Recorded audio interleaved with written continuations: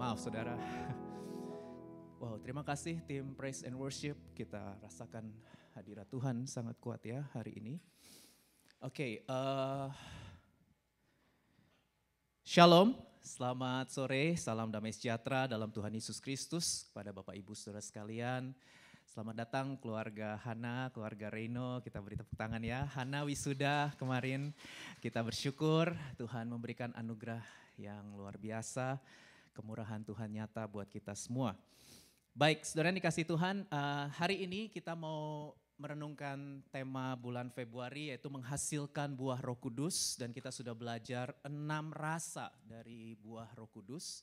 Dan hari ini adalah yang terakhir ya, kita belajar 3 rasa terakhir dari buah Roh Kudus, saudara ya.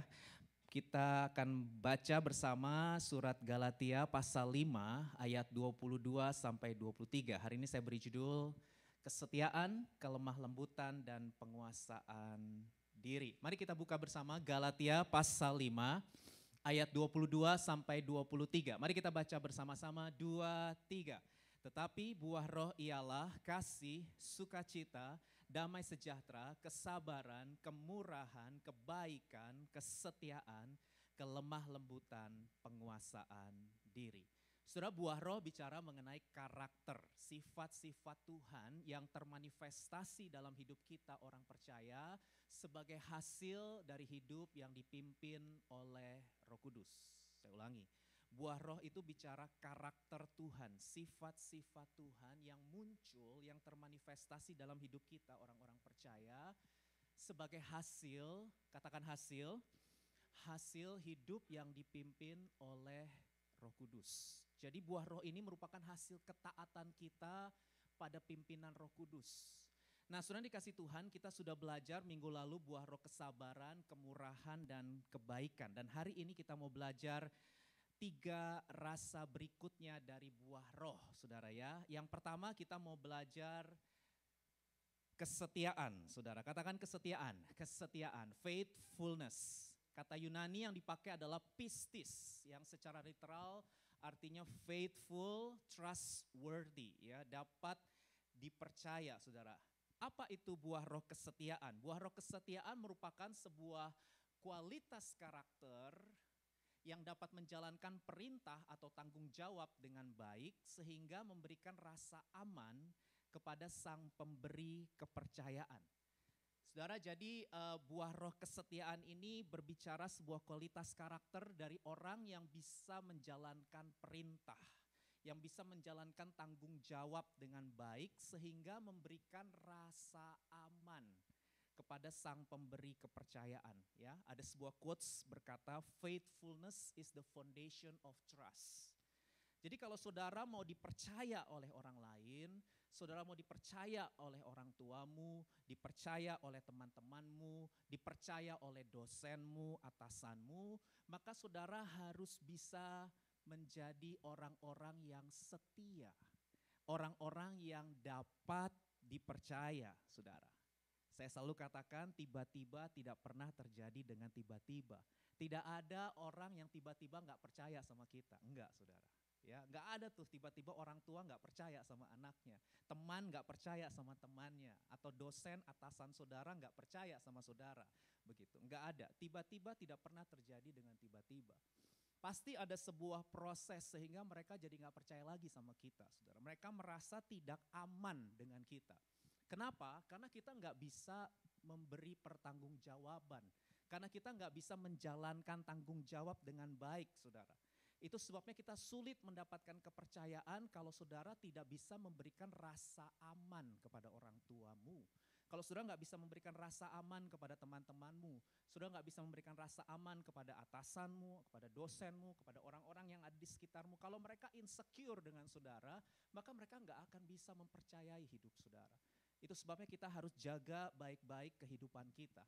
Saudara, apakah kita sudah merefleksi diri? Apakah saya sudah menjadi orang yang bisa memberikan rasa aman, ya, kepada Tuhan, kepada orang tua, keluarga, teman-teman, saudara ya, atasan, dosen? Itu merupakan hal yang perlu kita refleksikan dalam kehidupan kita.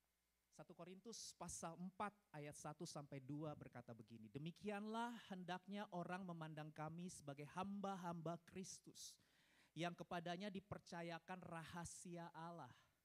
Ayat 2 kita baca bersama, 2, 3. Yang akhirnya dituntut dari pelayan-pelayan yang demikian ialah bahwa mereka ternyata dapat dipercaya. Ada kata ternyata, itu bicara proses. Enggak tiba-tiba bisa dipercaya, tapi ada sebuah kualitas kehidupan yang bisa dibuktikan.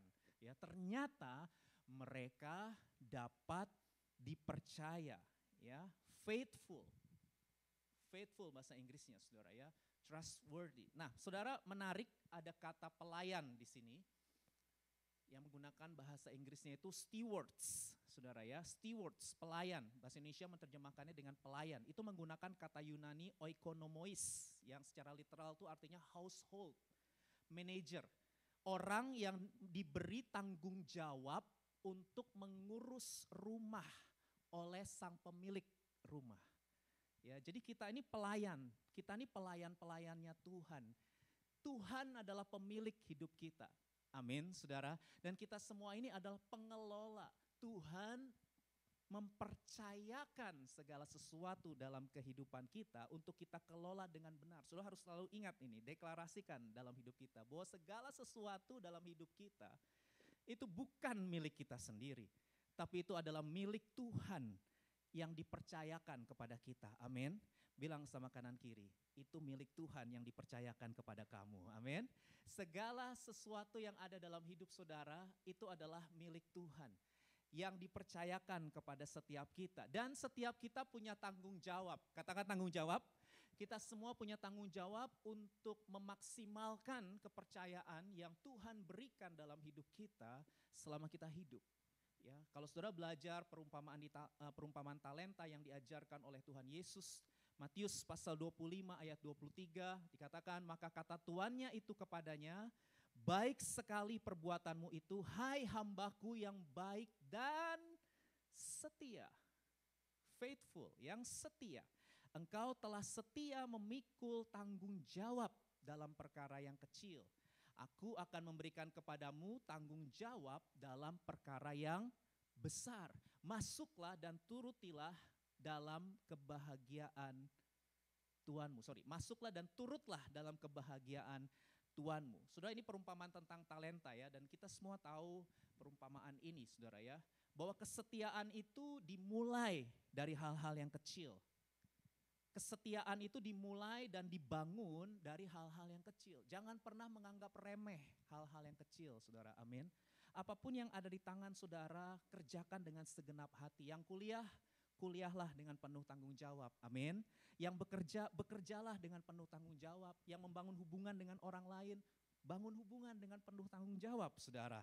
Ya, saudara nanti menikah, berkeluarga, apapun yang saudara lakukan, lakukanlah dengan segenap hati. Dengan penuh tanggung jawab, karena kita tahu hidup kita adalah dedikasi pengabdian kepada Tuhan. Amin, saudara. Dia pemilik hidup ini, saudara. Dia pemilik segala sesuatu yang dipercayakan kepada kita. Itu sebabnya kita harus belajar setia, dan kesetiaan dimulai dan dibangun dari hal-hal yang kecil. Nah, saudara dikasih Tuhan, seorang hamba Tuhan bernama Rob Thompson berkata begini, kesetiaan adalah sebuah kualitas karakter yang hanya terbukti pada akhir hidup seseorang. Ya, jadi saudara, kesetiaan itu berbicara mengenai kualitas karakter yang hanya terbukti pada akhir hidup seseorang, saudara. Orang yang setia bukan hanya orang yang bisa memulai sesuatu dengan baik. Bagus kalau kita semua memulai sesuatu dengan baik. Kita sudah terima Tuhan Yesus sebagai Tuhan dan Juru Selamat. Kita telah memulai garis start yang sangat baik, saudara ya. Tetapi kesetiaan tidak diukur hanya pada saat kita terima Tuhan Yesus, memberi diri dibaptis, dan seterusnya, saudara. Tapi kesetiaan itu akan diukur di ujung nanti ketika Tuhan Yesus datang kembali, saudara. Apakah kita masih tetap memiliki iman dan ketaatan kepada Dia? Apakah ketika Yesus datang kita masih menjalankan perintahnya, menjalankan tanggung jawab, menjalankan kepercayaan. Tentu setiap kita punya misi, kita semua punya tanggung jawab. Secara personal Tuhan panggil kita memang di area-area yang berbeda, tetapi secara umum kita semua punya misi yang sama. Kita ada di dunia ini untuk memuliakan Tuhan, menjadikan semua bangsa murid Tuhan. Amin, saudara. Dan pastikan kita tetap menjaga perintah itu, kita jalankan dengan maksimal sampai akhir hidup kita. Finishing well. Kesetiaan tidak hanya dimulai pada awal, tetapi sampai pada akhir kehidupan. Pastor Jeffrey Rahmat, Gembala GPCC berkata, faithful artinya having faith until the end. Ya, having faith to the very end. Ku kan setia sampai akhir hidupku. Amin, saudara. Saya berdoa, saudara yang sudah setia berdoa, tetaplah berdoa. Saudara yang sudah setia dalam merenungkan firman, tetaplah merenungkan firman. Saudara yang setia dalam pertemuan-pertemuan ibadah, baik kul, baik ibadah minggu, saudara yang setia menjadi saksi, mengasihi, memberkati, melayani, lakukan itu sampai Tuhan Yesus datang kali yang kedua. Amin. Pastikan kita tetap menjaga kualitas karakter kesetiaan sampai akhir hidup kita. Dan sekali lagi ini gak bisa kita lakukan dengan kekuatan kita karena ini buah roh. Jadi kita harus nempel terus dengan Roh Kudus. Kita harus terus memberi diri hidup kita untuk dipimpin oleh Roh Kudus setiap hari. Ya saudara, ini adalah buah roh, ini adalah hasil dari pimpinan Roh Kudus dalam kehidupan kita. Nah yang kedua kita belajar rasa yang berikutnya adalah kelemah lembutan, saudara ya. Bahasa Yunani, kata Yunani yang dipakai adalah praus, kelemah lembutan. Nah saudara, kata Yunani praus ini dalam budaya Yunani kuno, saudara, itu analogi yang dipakai itu adalah seekor kuda, saudara ya, seekor kuda yang liar, seekor kuda yang kuat, ya, tetapi sudah dijinakkan oleh pelatihnya. Itu kata praus, lemah lembut. Jadi kata praus ini saudara bicara tentang kuda yang kuat, kuda yang liar, tetapi dia sudah jinak karena dia sudah di bawah kendali pelatihnya, saudara. Itu yang digunakan kata praus, saudara. Jadi dari sini kita bisa memahami bahwa kelemah lembutan itu berbicara tentang kekuatan. Tetapi kekuatan yang ada di bawah kendali, strength, power, under control, Tuhan. Itu yang diajarkan dari kata praus ini, saudara. Nah, dalam konteks kita sebagai orang-orang percaya, orang yang lemah lembut itu adalah orang-orang yang punya kekuatan, tetapi kekuatannya itu dia pergunakan untuk melakukan kehendak Allah. Dan Tuhan Yesus adalah pribadi yang lemah lembut, saudara ya. Tuhan Yesus pernah berkata, marilah kepadaku semua yang letih lesu dan beban berat, aku akan memberikan kelegaan kepadamu. Belajarlah kepadaku sebab aku rendah hati dan lemah lembut, saudara. Dan Yesus punya buah roh kelemah lembutan ini. Kita tahu ketika kita baca firman Tuhan, kitab-kitab Injil, saudara ya, suatu kali ketika Yesus selesai berdoa di Taman Getsemani, itu Yudas Iskariot, saudara, datang dengan prajurit Romawi. Saudara tahu kisah itu ya? Kita akan segera merenungkan kembali Jumat Agung, masuk Minggu Paskah, saudara, nanti di bulan Maret. Pasti kita akan kembali mengingat narasi itu, saudara. Dan ketika itu Yudas bilang, orang yang aku cium itu dia yang harus kamu tangkap, betul ya? Lalu Yudas mencium Yesus, dan sesudah itu prajurit Romawi menangkap Yesus. Dan dikatakan di kitab Injil, saudara, ada salah satu murid Yesus yang mengambil pedang dari salah seorang prajurit, lalu memotong telinga salah seorang prajurit Romawi, dan telinganya putus, saudara. Dan yang menarik adalah respon Tuhan Yesus, ya. Tuhan Yesus nggak bilang gini, wah bagus muridku, habisi saja mereka semua gitu ya.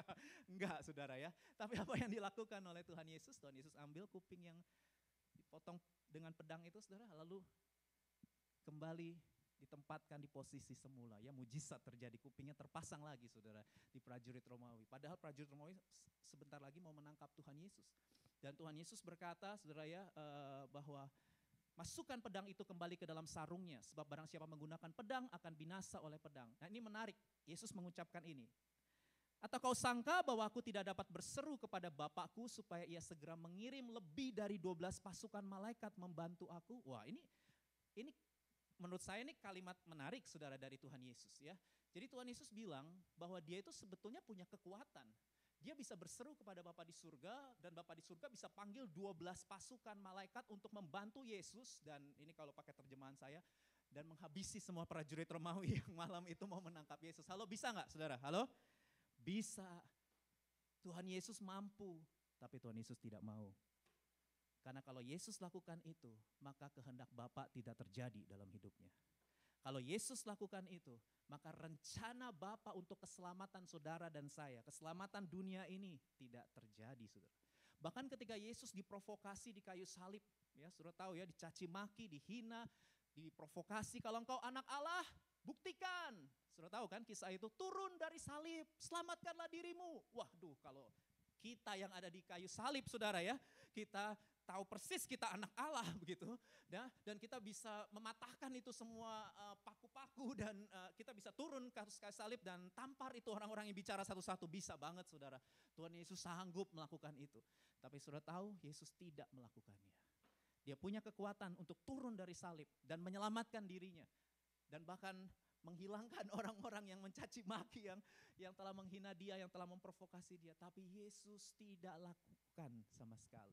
Dia tetap bertahan dengan rasa sakitnya saudara. Ya, dan bahkan kalimat yang wow, ini menurut saya menunjukkan kelemah lembutan Yesus. Di kayu salib, di tengah rasa sakit itu saudara. Biasanya kata-kata yang keluar dari mulut kita kalau kita lagi sakit saudara, itu adalah kalau nggak sungut-sungut, caci maki, ya, kepahitan. Betul, halo siapa yang pernah sakit di sini? Ya, dan kayu salib itu benar-benar sakitnya luar biasa, fisik, batin, semua sakit saudara.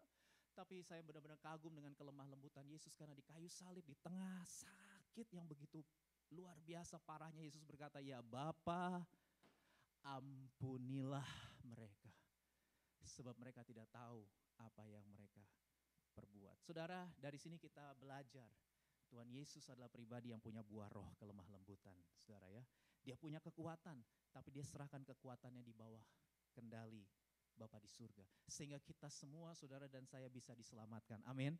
Kalau Yesus tidak lemah lembut, kita semua sudah binasa, saudara. Kalau Yesus bisa dipancing emosinya, dipancing harga dirinya, ya, egonya, kalau mau dipancing dan dia berhasil terpancing, lalu dia tidak jadi mati di kayu salib saudara, itu membuat kita semua tidak ada keselamatan, tidak ada yang namanya Savior, tidak ada yang namanya Juru Selamat.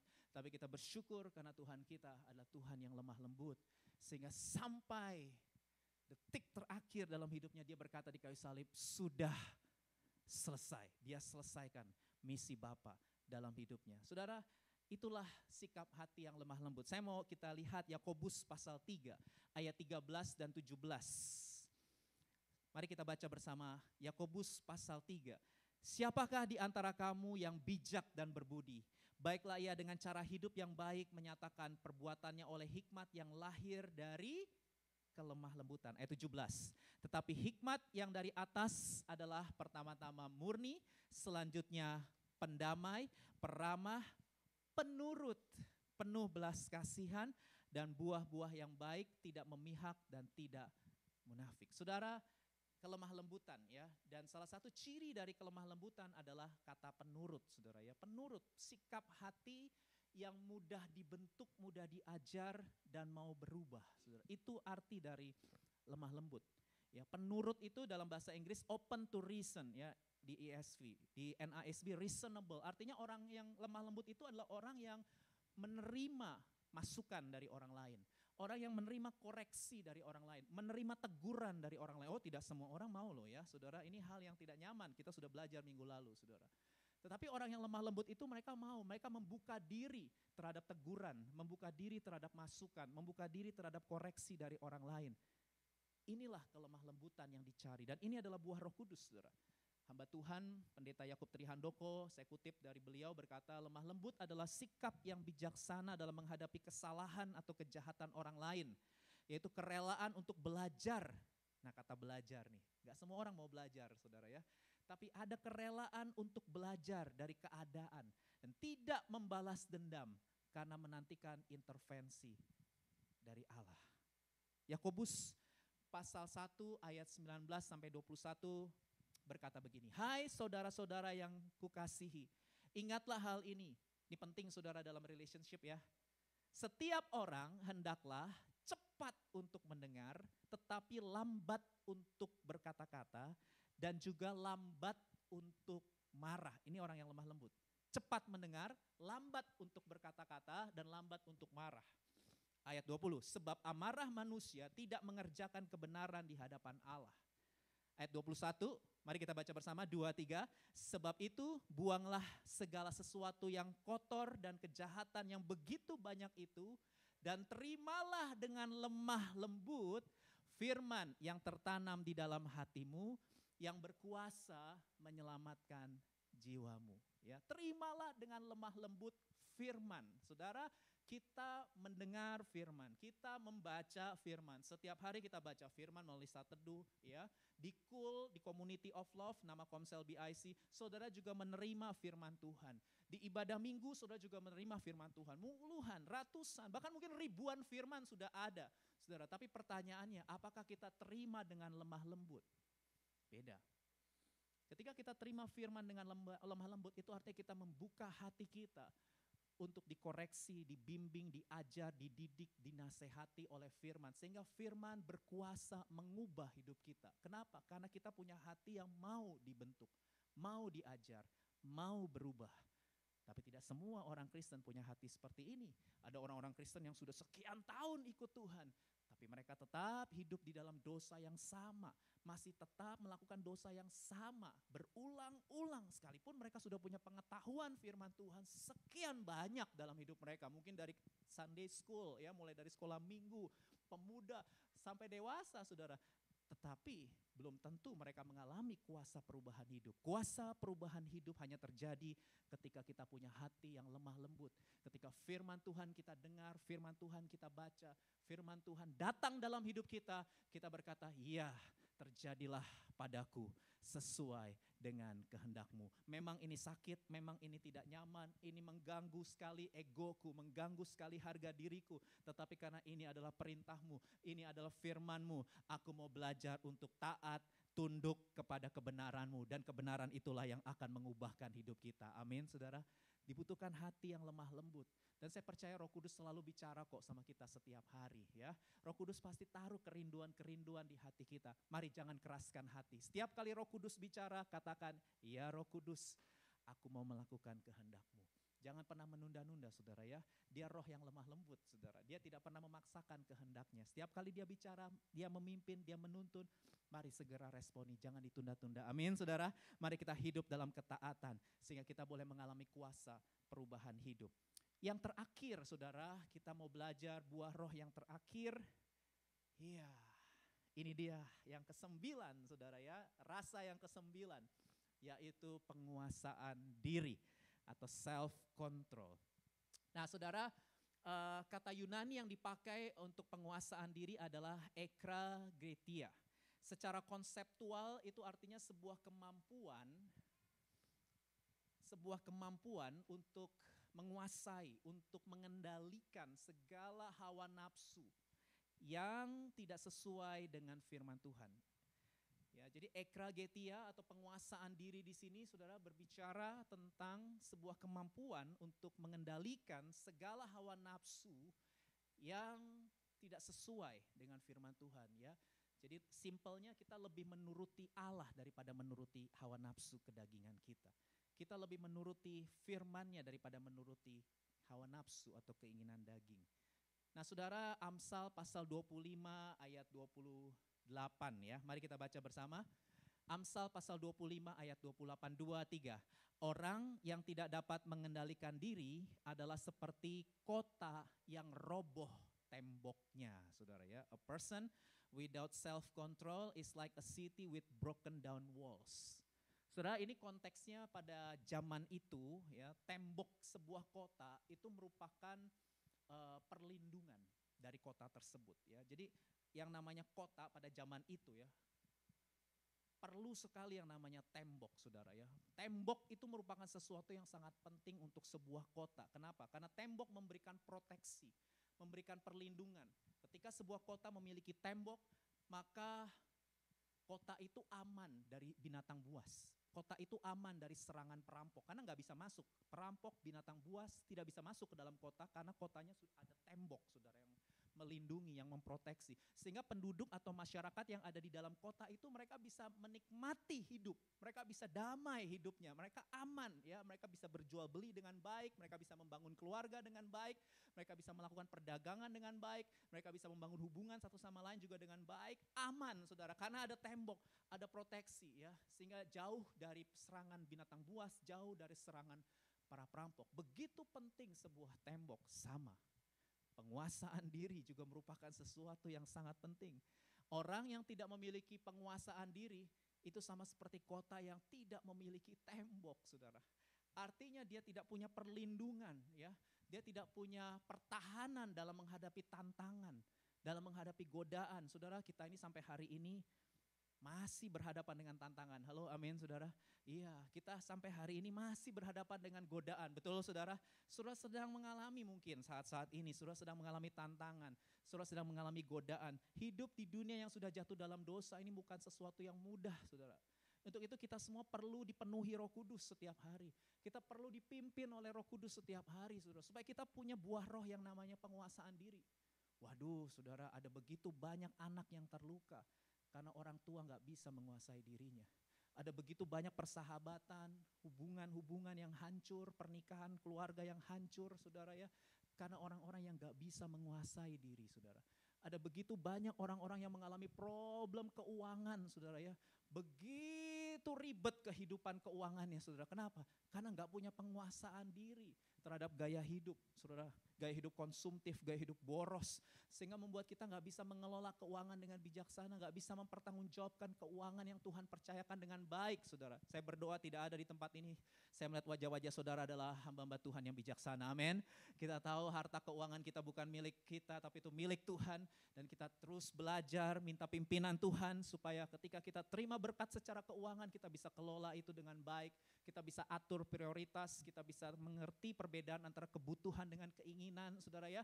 Karena kalau sudah ikutin terus keinginan hawa nafsu, gak ada habisnya saudara di dunia ini. Kita terus di-entertain untuk menghabiskan uang kita saudara ya. Itu sebabnya kita harus berhati-hati. Ya Josean bilang uangku adalah uang Tuhan. Wes ya, waktu di kul hari Rabu dia bilang uangku adalah uang Tuhan. Itu benar banget saudara ya. Jadi uang ini milik Tuhan saudara. Saudara dapat melalui pekerjaan, betul. Saudara mendapat melalui usaha, tapi itu juga dikaruniakan oleh Tuhan. Amin. Karena tanpa anugerahnya kita gak bisa bekerja. Tanpa anugerahnya kita gak bisa berusaha. Tanpa anugerahnya kita juga gak bisa menghasilkan uang. Halo, amin saudara. Jadi segala sesuatu termasuk keuangan. Ya saya selalu katakan kalau doa persembahan, segala sesuatu dalam hidup kita termasuk harta keuangan. Ini adalah milik Tuhan yang dipercayakan kepada kita. Mari kita kelola dengan benar saudara ya. Jangan sampai kita masuk dalam jebakan keserakahan. Cinta uang, Alkitab bilang cinta uang. Itu akar segala kejahatan saudara ya. Hati-hati sekali. Karena di mana hartamu berada, di situ hatimu berada. 1 Korintus pasal 9 ayat 27. Rasul Paulus, ini kan rasul yang sakti saudara ya. Rasul Paulus bikin mujizat luar biasa saudara-saudara, bacalah kisah para rasul, narasi kehidupan Rasul Paulus. Ya kisah pertobatannya, dan setelah bertobat Tuhan pakai dia begitu luar biasa. Dia tulis 13 surat dari 27 kitab perjanjian baru, 13 ditulis Rasul Paulus. Ini rasul hebat saudara ya. Ini rasul yang penuh urapan. Ini rasul yang cerdas, wawasannya dalam, ya tulisan-tulisannya sistematis. Kita baca itu perjanjian baru, tulisan-tulisan Rasul Paulus, wow, sangat hebat orang ini saudara. Tapi dia sendiri mengakui, 1 Korintus 9 ayat 27, aku melatih tubuhku. Dia masih mengatakan dia masih latihan, ya. Aku masih melatih tubuhku dan menguasai seluruhnya. But I discipline my body. Rasul Paulus bilang, I discipline my body and keep it under control. Artinya sekalipun dia orang pintar, dia cerdas, dia punya urapan, dia punya kuasa, dia bisa melakukan tanda-tanda mujizat. Tapi dia sendiri mengakui, kalau aku gak latihan sama Roh Kudus, aku gak bisa. Sampai hari ini ketika aku nulis ini pun aku masih disiplin. Rasul Paulus mengakui, tanpa kedisiplinan rohani, jebol. Ya, kalau kita nggak punya kedisiplinan rohani, saudara, coba suruh bolong-bolong saat teduh, coba saat teduh hari ini saat teduh, besok enggak, lusa enggak ya, coba lama-lama jebol, saudara. Kita akan dihantam oleh godaan, kita akan dilumpuhkan oleh tantangan, kita akan gampang sekali kepahitan, gampang sekali khawatir, cemas, gelisah. Coba kenapa? Kehilangan disiplin. Rasul Paulus aja yang udah begitu hebat masih mengakui bahwa aku ini loh masih latihan. Aku masih mendisiplin tubuhku, aku masih melatih ya Saya percaya di latihannya sama Roh Kudus, amin. Karena buah roh penguasaan diri itu kan dari Roh Kudus, saudara ya. Pasti dia latihannya sama Roh Kudus. Karena hanya Roh Kudus memang yang bisa memunculkan buah roh penguasaan diri itu dalam hidup kita. Tapi kita ada bagian kita dong. Bagian kita adalah harus disiplin, bilang kanan kiri. Harus disiplin secara rohani, amin. Amin, saudara. Yes, saudara, disiplin rohani. Jangan jauhkan diri dari pertemuan-pertemuan ibadah meskipun saudara lagi bete, saudara lagi bosan, saudara lagi jenuh, saudara lagi mager, saudara lagi males. Tetap hadir di kul, hadir di pertemuan ibadah minggu, saudara. Hadir, saudara. Tetap disiplin, ya. Kedisiplinan itu tidak selalu enak kok. Kedisiplinan itu tidak selalu nyaman. Halo, siapa yang pernah jadi atlet di sini? Saudara, saya belum pernah jadi atlet. Tapi yang namanya atlet, saudara, harus disiplin. Gak bisa makan seenaknya, betul? Halo? Iya, Reno ya pernah ya? Oh belum ya? Ya, atlet itu bulu tangkis bukan ya? Oh bukan, oh haleluya, bukan ya. Baik, saudara, kita ngerti lah. Oke, jadi belum ada atlet ya di sini ya. Tapi kita ngerti lah dunia atlet. Atlet itu sebenarnya kalau mau ditanya, mereka mau makan apa saja yang mereka inginkan ya, selera mereka. Tapi kalau mereka atlet gak bisa. Makanan pun diatur. Halo, betul? Oke, jangan atlet deh. Siapa yang pernah diet di sini? Siapa yang pernah diet? Yang pernah menurunkan berat badan? Saya pernah, saudara ya, jadi saya bisa cerita. Saya pernah menurunkan berat badan 8 kilo pernah, saudara ya, turun. Itu karena mau nikah, ya karena mau menikah, saudara ya, dan berhasil turun, saudara. Tapi, ya mendisiplin tubuh itu, saya tuh doyan makan, saudara. Saya doyan semua makanan, semua suka. Ya nggak ada pantangan, makanya bisa jadi misionari. Karena apa aja saya suka, saudara ya. Saya senang dengan semua makanan, saudara. Tapi ketika saya mau turunin berat badan 8 kilo, saudara. Ampun ya, saya nge-gym dan kita semua tahu ya, kalau cuma nge-gym nggak jaga pola makan kan nggak berhasil. Ya kan? Dan target saya bukan berotot tapi kurus ya. Ada orang nge-gym targetnya berotot ya. Tapi saya bukan, saya mau kurus jadi saya treadmill gitu ya. Dan wah pokoknya yang habisin karbo lah. Habisin karbo, kaloris ya saudara ya. Nah dan saya jaga sekali pola makan saya saudara ya. Makan sayur-sayuran ya. Dada ayam ya, bosan ya ngelihat makanan-makanan enak, nasi itu kesukaan hatiku. Saya kalau makan nasi itu gak bisa sedikit saudara ya, harus segini. Harus banyak, gak bisa yang cuma sedikit. Tapi ketika saya program diet itu, ya itu saya kurangi saudara. Bahkan hanya sekali saja makan ya, nasi putih kesukaan hatiku itu saudara ya. Banyakkan makan sayur, nge-gym, treadmill, aduh rasanya tuh sakit. Tapi harus disiplin, kalau nggak berhasil. Karena saya sering gagal. Dan karena ini mau wedding days, nggak boleh gagal ya. Ya saya udah beli jas yang slim fit ya. Supaya kalau saya gagal saya nggak bisa pakai dong jas itu. Itu salah satu cara ya saudara kalau mau paksa diri ya. Jadi saya beli jas yang emang udah slim fit ya. Jadi saya memang target 8 kilo turun dan harus turun. Dan sebelumnya gagal-gagal terus. Jadi saya beli aja jas yang slim fit. Saudara, dan akhirnya bisa nggak? Bisa, berhasil saudara ya. Saya bisa turun 8 kilo. Ya sekarang jangan ditanya lagi. Ya sekarang naik lagi saudara ya karena sudah menikah. Tapi saya cuma kasih ilustrasi ya. Tapi kita ngerti lah arti disiplin saudara. Wah itu memang tidak selalu menyenangkan. Halo betul ya. Tetapi saudara kalau kita lakukan itu dengan tekun, kita lakukan itu dengan konsisten. Itu sangat baik saudara ya, kedisiplinan itu. Untuk target-target yang saudara bangun dalam hidup saudara. Nah, saudara yang dikasihi Tuhan, saya mau share. Oke, saya coba share cepat saudara ya. Ada 3 hal yang perlu kita latih bersama dengan Roh Kudus saudara ya. Yang pertama adalah keinginan. Kita harus latihan sama Roh Kudus di area keinginan saudara ya. Yakobus pasal 1 ayat 14 sampai 15. Yuk kita baca bersama 2, 3. Tetapi tiap-tiap orang dicobai oleh keinginannya sendiri karena ia diseret dan dipikat olehnya. Dan apabila keinginan itu telah dibuahi, ia melahirkan dosa. Dan apabila dosa itu sudah matang, ia melahirkan maut. Ya, dalam bahasa Inggrisnya temptation comes from our own desires. Ayat sebelumnya, ayat 13 dikatakan pencobaan itu tidak datang dari Allah. Allah tidak pernah mencobai siapapun.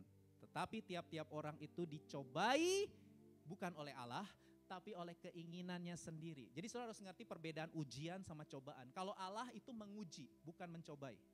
Allah itu menguji. Jadi kalau ujian datang dari Tuhan itu tujuannya baik supaya kita dewasa secara rohani. Tapi kalau temptation, pencobaan itu bukan dari Allah. Ya, itu dari keinginan kita sendiri, Saudara ya. Dan memang ada iblis di luar ya yang menstimulasi keinginan kita ya sehingga kita jatuh dalam dosa. Jadi saudara harus ngerti perbedaan antara ujian dengan cobaan. Ini pencobaan, temptation. Nah, pencobaan itu datangnya dari keinginan. Enggak salah punya keinginan. Halo, betul?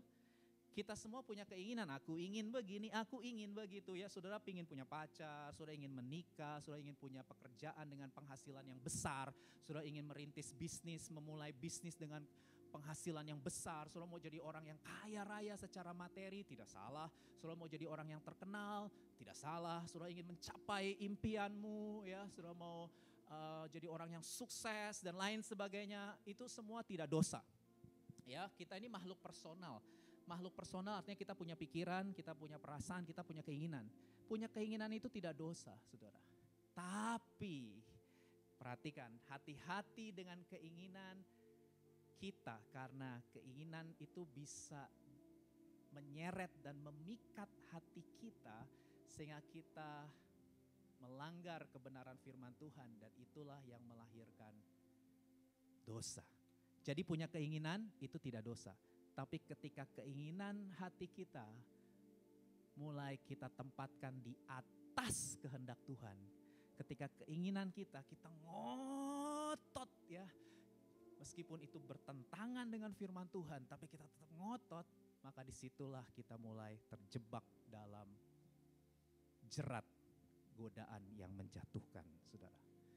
Itu sebabnya kita harus kelola keinginan di hati kita. Karena sebagai murid Yesus, tugas kita bukan selalu memuaskan apa yang kita inginkan. Saya ulangi, sebagai murid Yesus, tugas kita bukan selalu memuaskan apa yang kita inginkan. Tapi sebagai murid Yesus, Yesus bilang kalau kamu mau ikut aku, sangkal diri, pikul salib, ikut aku. Amin. Gak ada yang amin. Itu perkataan Yesus, saudara ya. Yesus bilang kalau kamu jadi muridku, kamu harus sangkal diri, pikul salib, ikut aku. Artinya apa? Ketika kita punya keinginan sebagai murid Yesus, kita harus cek apakah keinginanku ini membawa aku semakin mengasihi Tuhan? Apakah keinginanku ini membawa aku semakin mengasihi sesama manusia? Karena hukum yang terutama adalah mengasihi Tuhan dan mengasihi sesama. Ketika keinginan saudara membuat saudara tidak bisa mengasihi Tuhan, ketika keinginan saudara tidak membuat saudara tidak bisa mengasihi orang tuamu, mengasihi keluargamu, mengasihi orang-orang yang ada di sekitarmu, berarti keinginan itu melahirkan dosa. Saudara harus selalu jaga supaya kita memiliki kasih kepada Tuhan, kasih kepada sesama manusia. Itu sebabnya keinginan yang kita miliki itu harus selalu di-screening dengan Alkitab, di-screening dengan kebenaran firman Tuhan, supaya kita tidak jatuh dalam dosa. Kita tidak terjerat dalam ikatan dosa. Bilang kanan kiri, hati-hati dengan keinginan. Amin. Saudara, amin saudara. Pastikan kehidupan kita memuaskan keinginan Tuhan. Amin. Jadilah padaku seperti yang kau ingini. Yang kedua saudara yang kita perlu kontrol adalah pikiran. 2 Korintus pasal 10 ayat 5. Kami mematahkan setiap siasat orang dan merubuhkan setiap kubu yang dibangun oleh keangkuhan manusia untuk menentang pengenalan akan Allah. Nah ini kita baca bersama yuk, 2, 3. Kami menawan segala pikiran dan menaklukkannya kepada Kristus. Nah ini ada dua kata kunci ya, menawan dan menaklukkan. Menawan dan menaklukkan. Wah, ini dua kata kunci mengenai self control, saudara ya, penguasaan diri, menawan dan menaklukkan. Jadi hati-hati dengan pikiran ya, karena Rasul Paulus bilang kita itu sedang menghadapi yang namanya peperangan atau pertempuran antara Kristus dengan keangkuhan manusia. Dan dua pribadi ini ya, Kristus dengan keangkuhan manusia. Keangkuhan manusia bicara apa? Kubu-kubu, benteng-benteng yang dibangun ya, yang menentang pengenalan akan Allah. Itu merupakan peperangan rohani kita setiap hari. Tidak kelihatan karena itu adanya di dalam pikiran. Tetapi siapa yang memenangkan pertempuran itu, pertempuran di dalam pikiran kita antara Kristus atau keangkuhan manusia, itulah yang akan mengontrol perkataan kita, mengontrol sikap kita, mengontrol tindakan kita, mengontrol keputusan-keputusan kita, mengontrol reaksi dan respon kita terhadap segala sesuatu yang datang dalam hidup kita, dan itu semua adanya di dalam pikiran. Itu sebabnya saudara, pertempuran ini merupakan pertempuran yang real dan kita harus selalu jaga pikiran kita supaya pikiran ini tetap ada di dalam kontrol Kristus. Amin. Itu sebabnya saudara harus penuh firman Tuhan. Katakan penuh firman Tuhan. Dan Roh Kudus adalah roh kebenaran yang akan memimpin kita ke dalam seluruh kebenaran. Jangan izinkan sampah-sampah mengendalikan pikiran saudara. Buanglah segala kejahatan, kata Rasul Paulus ya.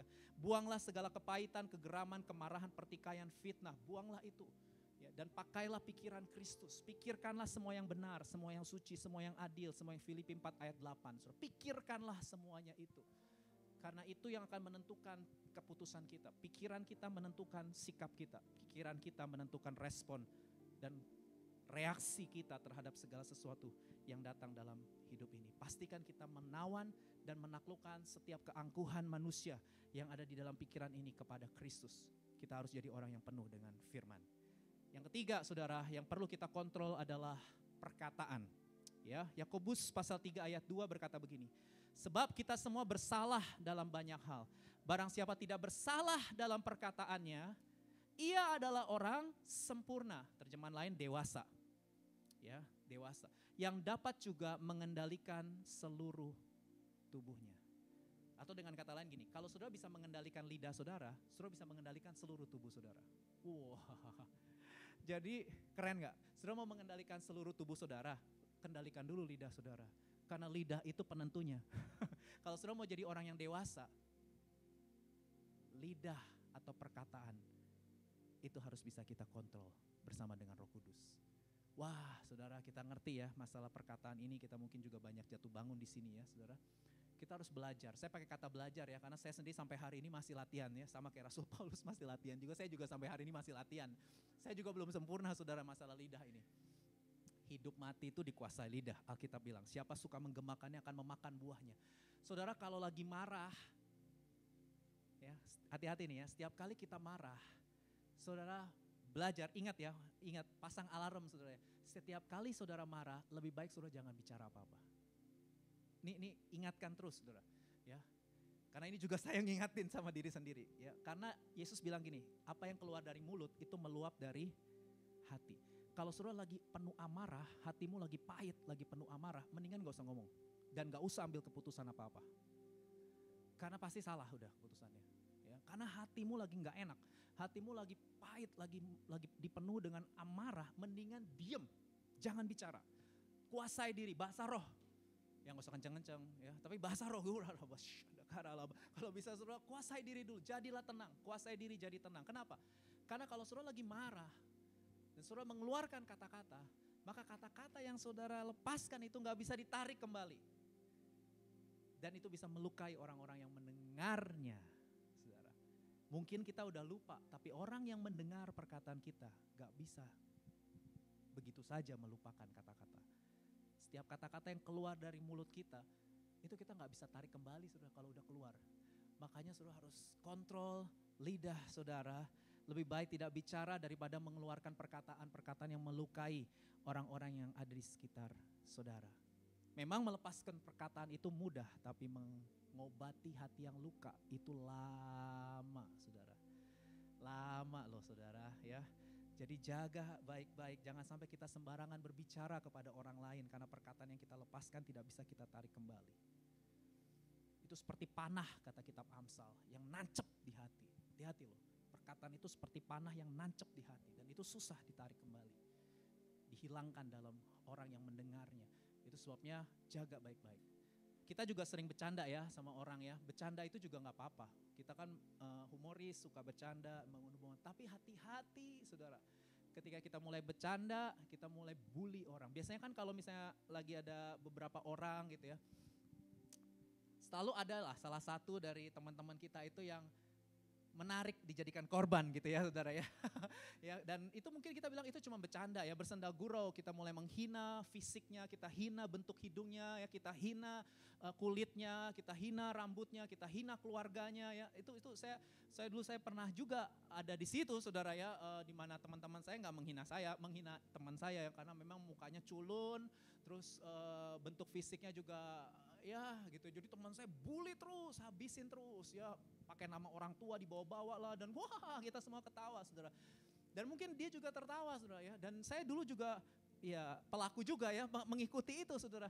Saya juga ikut tertawa-tertawa, tapi setelah saya melihat kebenaran saudara ya, wah saudara hati-hati dengan bersenda gurau, karena itu bisa merusak gambar diri orang saudara.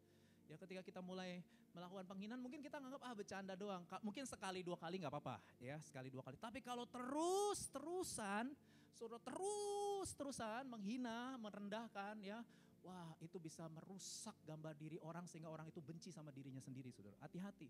Sampai akhirnya dia mau plastic surgery ke Korea saudara ya. Karena dihina terus ya bentuk fisiknya saudara ya, dan lain sebagainya. Biasanya itu karena problem psikologis itu yang seperti itu. Karena hatinya ya dia nggak terima gitu ya dengan hinaan, dengan bully dan lain sebagainya. Saya berdoa tidak ada di BIC ini. Amin saudara. Kita belajar untuk kontrol perkataan kita saudara, karena Efesus pasal 4 ayat 29 berkata, janganlah ada perkataan kotor keluar dari mulutmu, tetapi pakailah perkataan yang baik untuk membangun, perhatikan kata membangun, di mana perlu supaya mereka yang mendengarnya beroleh apa? Kasih karunia. Amin. Jaga keinginan, jaga pikiran, jaga perkataan. Ini 3 hal yang perlu penguasaan diri, saudara. Hati-hati gunakan mulutmu. Ya, hati-hati saudara ya. Karena apa yang kita ucapkan itu bisa memberkati atau menjatuhkan. Itu bisa membangun atau meruntuhkan. Ya, saya berdoa dalam nama Yesus. Semua jemaat BIC, kita semua belajar kendalikan keinginan, kontrol pikiran, kontrol perkataan, supaya hidup kita ini bisa jadi berkat untuk keluarga kita, untuk orang-orang yang ada di sekitar kita. Karena tahun 2024 tema yang Tuhan taruh di hati gembala pembina kita adalah tahun untuk bangkit jadi teranglah.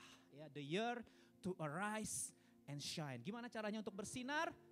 Jaga perkataan. Pakailah perkataan-perkataan yang membangun ya. Boleh bercanda tapi jangan menghina bentuk fisik. Jangan bawa-bawa keluarga. Ya, jangan merendahkan saudara ya. Bercandalah yang sehat saudara ya. Jangan merendahkan dan menghina orang. Karena itu sangat berbahaya saudara ya. Sangat berbahaya. Yang terakhir, gak terasa saudara ya. Yang terakhir saya mau baca ini, saya undang para pelayan maju ke depan. Yohanes pasal 16 ayat 13 sampai 14. Dikatakan begitu, tapi apabila ia datang yaitu roh kebenaran, ia akan memimpin kamu ke dalam seluruh kebenaran, sebab ia tidak akan berkata-kata dari dirinya sendiri, tetapi segala sesuatu yang dengarnya itu yang dikatakannya, dan ia akan memberitakan kepadamu hal-hal yang akan datang. Roh Kudus, roh kebenaran. Ayat 14, Roh Kudus akan memuliakan aku, kata Yesus. Ini Tuhan Yesus yang bilang ya, sebab ia akan memberikan kepadamu apa yang diterimanya daripadaku. So, Roh Kudus adalah roh yang memuliakan Yesus Kristus. Roh Kudus akan memimpin kita ke dalam kebenaran, dan siapa kebenaran itu? Yesus berkata Yohanes 14 ayat 6, akulah kebenaran. Jadi Roh Kudus itu selalu memuliakan Yesus Kristus, saudara. Dan kalau kita berbicara tentang buah roh, ini bukan bicara tentang karakter orang secara umum ya. Karena di luar orang-orang Kristen juga ada penguasaan diri, kesabaran, kemurahan, ada kan? Ada saudara ya. Di luar orang-orang percaya pun, orang-orang ateis pun bisa sabar ya. Orang-orang ateis, free thinker yang gak percaya Yesus, mereka juga mungkin bisa belajar penguasaan diri dan lain sebagainya. Halo, agama-agama, kepercayaan-kepercayaan lain juga mengajarkan penguasaan diri, kesabaran dan lain sebagainya. Tapi kita beda. Buah roh itu dari Roh Kudus. Dan Roh Kudus itulah roh yang memuliakan Yesus Kristus. Jadi bicara buah roh, ini bukan bicara pelajaran etika, pelajaran budi pekerti, bukan ya saudara ya. Tapi bicara buah roh, ini bicara tentang kehidupan yang memuliakan Tuhan Yesus Kristus saudara. Ini bedanya. Buah roh itu selalu dikaitkan dengan relationship kita dengan Allah. Ya. Dan itu saudara gak bisa alami kalau saudara belum lahir baru. Kalau saudara belum memiliki Roh Kudus dalam hati saudara, saudara gak bisa menghasilkan buah roh. Karena ini bukan pelajaran budi pekerti. Ya, ini adalah kuasa supranatural, dan kehidupan kita menjadi semakin serupa dengan Tuhan Yesus. Roh Kudus mengarahkan hati kita kepada Yesus, buat Yesus menjadi begitu indah dalam hidup kita, baru kalau Yesus sudah menjadi yang terindah dalam hidup kita, baru hati kita bisa diubahkan olehnya. Kita gak bisa berubah hanya dengan pengetahuan. Ya, kita udah diajarin pendidikan agama, pelajaran agama, etika, budi pekerti dari kecil ya. Di Indonesia kan ada itu pelajaran agama, pelajaran budi pekerti, etika dan lain sebagainya. Tapi itu gak mengubah orang. Kita diajarin peraturan-peraturan ya, gak boleh begini, gak boleh begitu ya. Gak bisa, kita tahulah manusia itu dilarang pipis di tempat ini. Justru di tempat itulah yang paling ya, semakin ada peraturan, katanya peraturan dibuat untuk dilanggar, saudara ya. Saudara ngerti lah ya, kita udah tahu banyak peraturan ya, kita udah terlalu banyak tahu lah perintah-perintah semua pelajaran agama ya, kita udah tahu semua. Tapi semua itu tidak mengubah. Karena seorang hamba Tuhan bernama James Smith berkata, you are what you love. You are not what you think. Ada bilang you are what you think. Enggak, ada banyak orang punya pengetahuan bagus tapi tetap hidupnya gak berubah. Karena you are what you love. Saudara adalah apa yang saudara cintai. Meskipun saudara punya pengetahuan, tapi kalau saudara tidak mencintai, saudara gak berubah. Karena hanya kekuatan cinta yang bisa mengubah hati kita. Dan semua firman yang saya sampaikan tiap minggu ini juga gak mengubah apa-apa saudara. Kalau saudara gak mengalami perjumpaan dengan cintanya Tuhan Yesus. Itu sebabnya Roh Kudus itu adalah roh yang bukan hanya mengisi pikiran kita dengan pengetahuan, enggak. Tapi dia membawa kita melihat keindahan dan kemuliaan Tuhan Yesus Kristus. Dan ketika saudara melihat Yesus, kau yang terindah dalam hatiku, baru saudara bisa mengalami perubahan dan memunculkan 9 rasa dari buah roh. Karena kemenangan atas dosa hanya bisa terjadi pada saat kita mengasihi yang lain lebih daripada kita mengasihi dosa. Saya ulangi ya, kemenangan atas dosa hanya bisa terjadi ketika kita mengasihi yang lain lebih dari kita mengasihi dosa. Change and replace. Kalau saudara mau menang atas dosa, gak bisa ditengking itu dosa. Dalam nama Yesus, keluar. Itu setan bisa keluar. Tapi kalau dosa itu gak bisa saudara tengking. Caranya lepas dari dosa gimana? Saudara harus mencintai yang lain lebih dari saudara mencintai dosa. Ketika saudara mencintai Yesus lebih dari saudara mencintai dosa, saudara akan tinggalkan dosa begitu saja.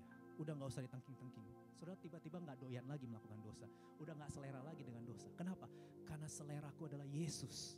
Karena aku lihat Yesus lebih indah dari percabulan, kenajisan, keserakahan, kesombongan, keegoisan. Itu sampah, kata Paulus. Sampah, udah aku buang semua. Dan aku lihat keindahanmu memudarkan dunia. Di mataku engkau termulia. Saudara, saya berdoa supaya ketika saya menyampaikan firman Tuhan ini, Roh Kudus membuka mata hati kita. Saudara, kalau di rumah banyaklah dengar lagu-lagu yang memuliakan Yesus Kristus. Ya, kalau dengar khotbah, banyak dengerin khotbah yang memuliakan Yesus Kristus. Ya, sekarang sedikit hamba Tuhan yang khotbahnya memuliakan Yesus ya. Lebih banyak cerita pengalamannya, kesuksesannya ya, cerita yang begitu-begitulah ya, lebih ke diri sendiri. Tapi carilah khotbah-khotbah yang hamba Tuhannya ini benar-benar selalu bicarain Yesus ya. Dia bicarain kehidupan Yesus, kematian Yesus, kebangkitan Yesus. Pokoknya dia terus berpusat kepada Yesus. Karena hanya Yesus. Dan Roh Kudus juga selalu membawa, Roh Kudus itu kayak lampu sorot. Roh Kudus itu kayak lampu sorot. Dan lampu sorot itu selalu fokusnya adalah Jesus at the center of it all. Yesuslah satu-satunya. Itulah yang bisa mengubah kita. Itulah yang bisa membuat kita menghasilkan 9 rasa dari buah roh ketika hati kita jatuh cinta sama Tuhan Yesus. Saya berdoa supaya sore ini saudara pulang dengan membawa rasa yang lebih dalam lagi. Rasa untuk mengalami cintanya Tuhan dalam hidup kita. Amin untuk firman Tuhan. Terima kasih Bapa untuk firman-Mu. Roh Kudus, kami sudah selesai belajar 9 rasa dari buah roh selama 3 minggu ini. Tapi kami gak mau ini cuma jadi pengetahuan yang membuat wawasan kami bertambah saja Tuhan. Tuhan, kami mau hati-Mu. Kami mau mengalami cinta-Mu Tuhan. Kami mau mengalami keindahan-Mu. Kami mau mengalami kemuliaan-Mu ya Yesus. Biarlah hati kami terpikat, melekat, nempel terus terhadap pokok anggur yang benar itu. Kami gak bisa, di luar Yesus kami gak bisa berbuat apa-apa. Kami mohon Roh Kudus, mampukan setiap kami. Biar hari ini kami mengalami perjumpaan dengan kasih-Mu. Hari ini kami mengalami sekali lagi perjumpaan dengan cinta-Mu Tuhan. Sehingga membuat roh kami menyala-nyala. Kekuatan cinta Yesus itulah yang membuat kami tidak menyerah dalam menghadapi tantangan dan godaan yang datang dalam hidup ini. Tuhan, kami mau kembali pada kasih yang mula-mula. Kami mau melakukan segala sesuatu karena cinta kami kepada Tuhan Yesus yang lebih dulu mengasihi kami. Terima kasih buat kasih yang tidak pernah menyerah. Terima kasih buat kesempatan dan kepercayaan yang tidak pernah habis sampai hari ini Tuhan. Terima kasih kalau Kau terus menunggu dan menanti hidup kami. Terima kasih Kau terus mengejar kami dengan kasih karunia-Mu padahal kami ini rapuh. Kami ini rapuh. Tapi Kau tetap kejar kami. Dan kesetiaan-Mu terus menopang kami di tengah kerapuhan kami menghadapi dunia ini ya Tuhan. Dan kami bisa ada semua karena kasih karunia-Mu. Dan ini biarlah lagu ini menjadi doa kami Tuhan. Kami mau hidup kami menyenangkan hati Tuhan. Kami mau hidup kami memuliakan nama Tuhan. Oh Rabahanda Karala. Saya undang kita bangkit berdiri. Mari kita nyanyi lagu ini saudara. Lagu lama tapi saya mau kita nyanyikan dari hati kita. Dan biarlah Roh Kudus melawat kita sore hari ini. Pulang dengan membawa api cinta. Api cinta, api cinta, api cinta. Yang semakin menyala-nyala kepada Yesus. Kekasih kita, Yesus Juru Selamat dan Penebus kita. Tuhan, ku mau menyenangkan-Mu.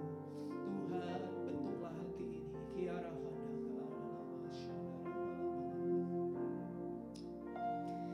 Tuhan, ku mau menyenangkan-Mu.